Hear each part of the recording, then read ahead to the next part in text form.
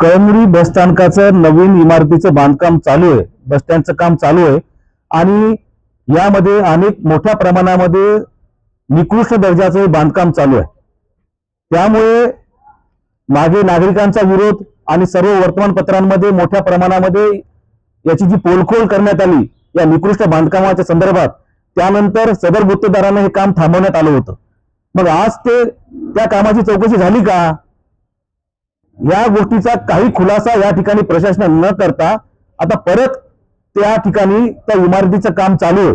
त्यामुळे आम्ही या ठिकाणी काँग्रेस पक्षाच्या वतीने या ठिकाणी विनंती करतो, आम्ही माननीय नामदार प्रतापजी सरनाईक साहेब परिवहन मंत्री यांना या ठिकाणी आज निवेदन दिलेलं आहे. या निवेदनाच्या माध्यमातून आमची एवढीच मागणी आहे की सदर बांधकामाचं या ठिकाणी स्ट्रक्चरल ऑडिट झालं पाहिजे आणि नंतर हे बांधकाम चालू झालं पाहिजे. सदर बांधकामाच्या बाबतीमध्ये आज दैनिक देशोन्नती, गाववाला, तसेच नवराष्ट्र किंवा हिंगोली टुडे आणि लोकमत आणि सकाळमध्ये पण या संदर्भात अनेक बातम्या प्रकाशित झालेल्या आहेत. आणि कळमनुरी नगरातील, कळंब तालुक्यातील सर्व नागरिक या निकृष्ट बांधकामाच्या बाबतीमध्ये तीव्र संताप त्या नागरिकांनी व्यक्त केलेला आहे.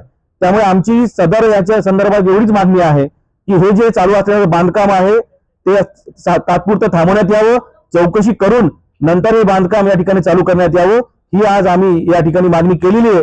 अन्यथा आम्ही मोठं आंदोलन या ठिकाणी काँग्रेस पक्षाच्या वतीनं हे मोठं आंदोलन या ठिकाणी राहील, ही मात्र आम्ही या ठिकाणी शासनाला सांगतो.